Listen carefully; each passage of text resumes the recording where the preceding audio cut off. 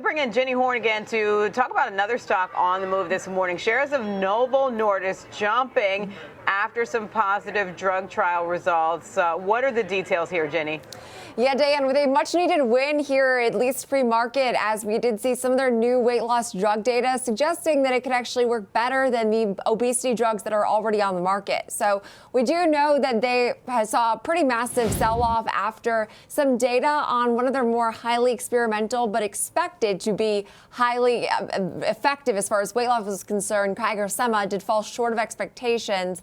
Now it seems the narrative has set back in their favor. So the data was concerning this phase 1b/2a trial of the injectable version of an experimental drug called anticretin. Patients with the highest dose lost around 22% of their body weight, though, after 36 weeks. So reaction to this has been hugely positive. A note out of TD Cowen called these efficacy results impressive and roughly 4% better than the weight loss that had been seen from the similar period of Lilly's Zepbound. So this is now would be seen as the most effective weight loss drug on the market.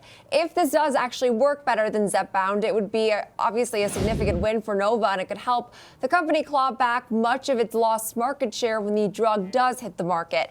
Now, though, the study is relatively in early stages, and they did notably not provide any further details on the drug's safety, the tolerability profile. They did say the safety of the drug was consistent with their other base therapies, but right now the common adverse effects seem to be on par with the rest of these weight loss drugs, frankly. So this stock had lost about 38% over the last 6 months through at least yesterday's close. So today, with a nice move to the upside, I think seen as maybe a sigh of relief that the GLP-1 craze is not yet behind us.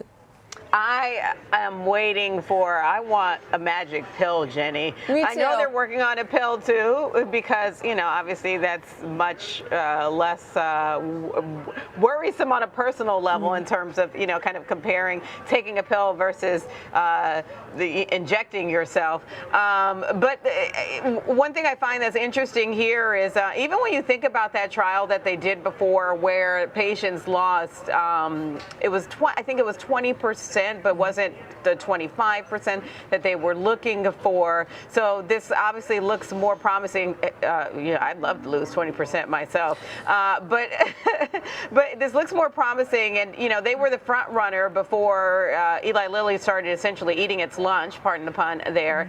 Was there anything else that came up in terms of the data from these trials and any analyst reaction, Jenny? So you're right. I think it was around a 2% miss as far as what the drug actually showed versus what was expected. I was reading all these. There's all these blogs now on these various drugs. They're fascinating, frankly. And so I was trying to get a boots on the ground sense of what was actually going on. And it seemed like there was a lot of the thinking that we had traded up on the expectations for that drug, which was why we saw such a substantial sell-off. So this is just further, I think, encouraging news. They're still developing drugs with high efficacy, of course. But I do think that a lot of times you see these notes compare like the Eli Lilly's to the Novo Nordisks, of course. I think the biggest threat to this entire space is these individual online pharmacy retailers like your Hims and Hers. I mean, several companies now do this where they do sell these various GLP-1 drugs and they market similar to Zepbound or similar to Ozempic. And I think that's the biggest threat to both of these companies. I don't know if it's necessarily each other. It's a lot of these third parties that are coming in and trying to eat away at the success that these companies were riding for so long.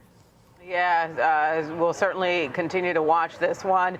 The Novo Nordisk versus Eli Lilly, a race to be the best in terms of these weight loss drugs. Jenny Horne, co-host of Next Gen and markets correspondent here on the Schwab Network.